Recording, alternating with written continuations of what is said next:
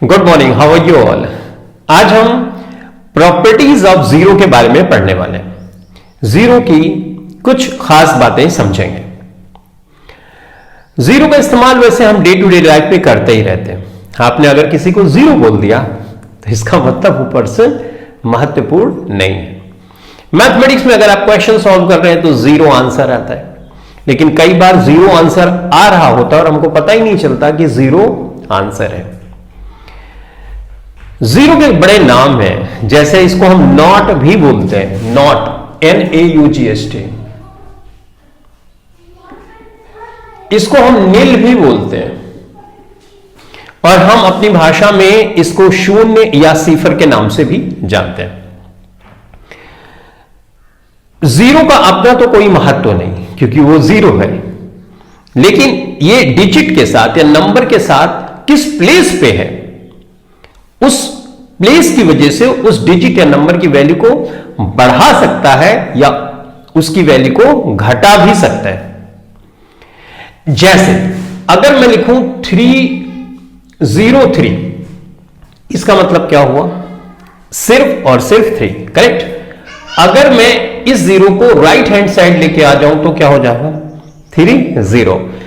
ये दो नंबर एक नहीं है, ये 2 डिफरेंट नंबर्स हुए, करेक्ट। 2 डिफरेंट नंबर्स हुए। इसी तरह से अगर मैं यहां पे 0 लग दूं तो ये क्या है? ये सिर्फ 0 है, सिंपल। लेकिन अगर मैं 3 इसके पहले लगा दूं तो इस 3 की वैल्यू को इसने बढ़ा दिया, इसको 300 कर दिया। लेकिन ये 0 और यहां पे मैंने 3 रख दिया तो 3 अभी भी है, लेकिन इसकी वैल्यू को इसने बढ़ाया नहीं, घटाया नहीं, सब कुछ सेम है। लेकिन ये दो नंबर अलग हो गए, ये 300 हो गया और ये सिर्फ 3 हो गया, तो ये क्या हुआ? 2 डिफरेंट नंबर्स। अब देखो डेसिमल पॉइंट, जैसे मान लो ये 3 है, 0.30 है, राइट। 3.30। अगर मैं यहां पे 0 बढ़ा दूं और 0, अभी भी 3.3 ही माना जाएगा, राइट। लेकिन अगर डेसिमल पॉइंट के पहले, 3 के पहले और डेसिमल पॉइंट के बाद मैंने 0 बढ़ाया तो ये दो नंबर अलग हो गए, ये दोनों नंबर की वैल्यू अलग हो गई, करेक्ट। तो इससे क्या पता चला? ये 2 डिफरेंट नंबर है। अभी तक आपने ये सीखा कि 0 कौन से प्लेस पे है, ये इंपॉर्टेंट रोल प्ले करता है। आपको ये ध्यान में रखना है कि अगर डेसिमल पॉइंट है, उसके बाद कोई डिजिट है और उसके बाद लास्ट में 0 लगा है, तो आप कितना भी 0 बढ़ाओगे वैल्यू वही रहेगी।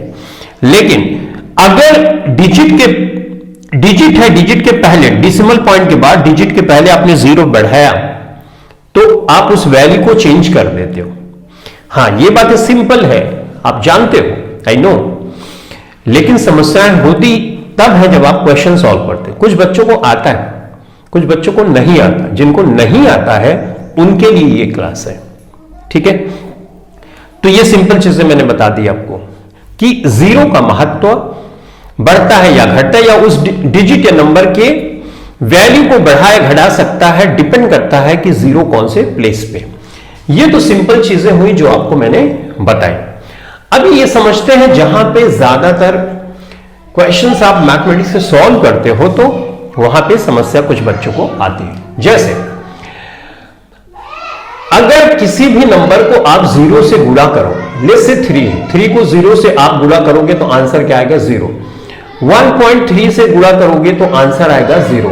या किसी भी नंबर से √2 से गुणा करोगे इसको 0 तो 0।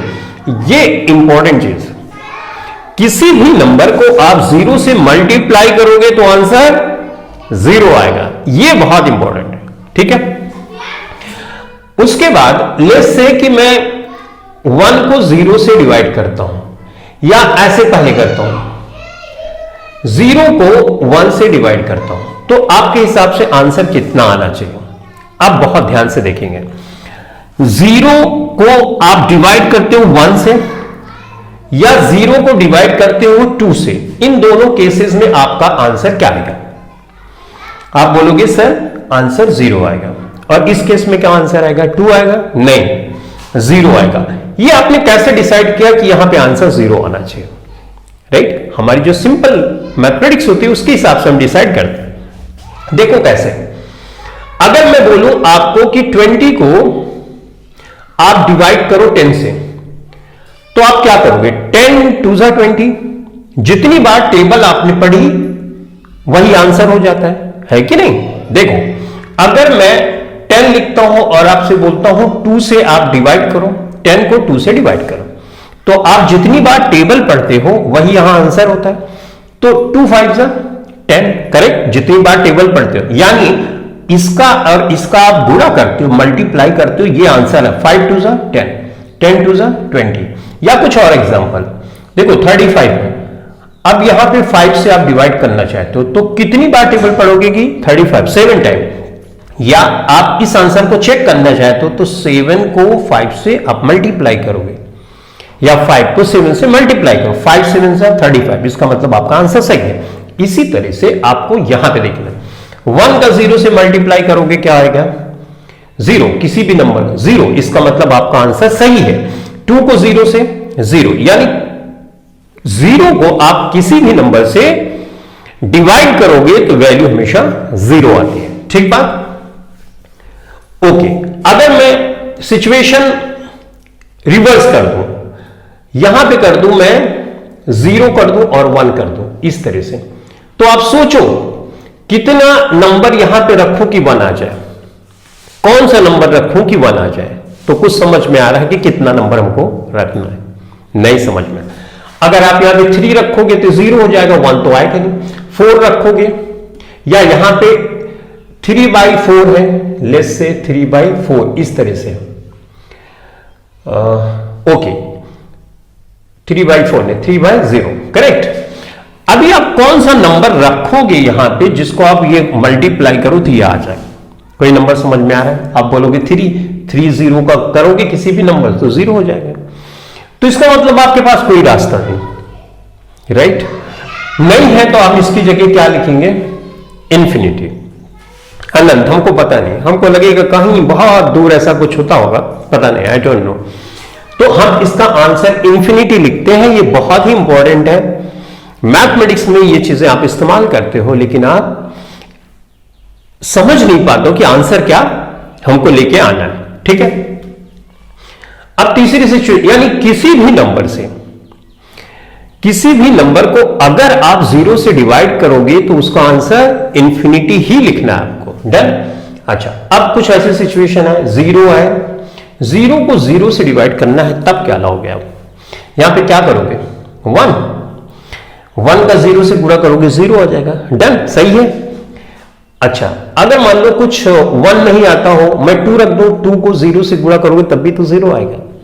3 का, 4 का, यानी क्यों कोई भी नंबर यहां रख सकते हो, कुछ डिफाइन ही नहीं है कि कौन सा नंबर रखें, इसलिए इसकी वैल्यू आती है अनडिफाइंड।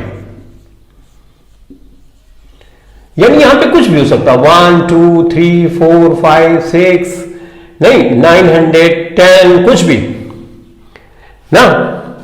तो 910 मैंने बोला, राइट? तो ये लिखता हूं, ठीक, इस तरह से अनडिफाइंड, करेक्ट। तो आपने देखा कि 0 का प्लेस चेंज होने से चीजें चेंज हो जाती है। साथ ही साथ आप 0 को किसी नंबर से डिवाइड कर रहे हो तो क्या वैल्यू आएगी, या किसी नंबर को 0 से डिवाइड कर रहे हो तो क्या वैल्यू आएगी, और 0 को 0 से अगर आप डिवाइड कर दोगे तो क्या वैल्यू आएगी, ये आपने इस क्लास में सीखा। आइए इसका रिवीजन करते हैं।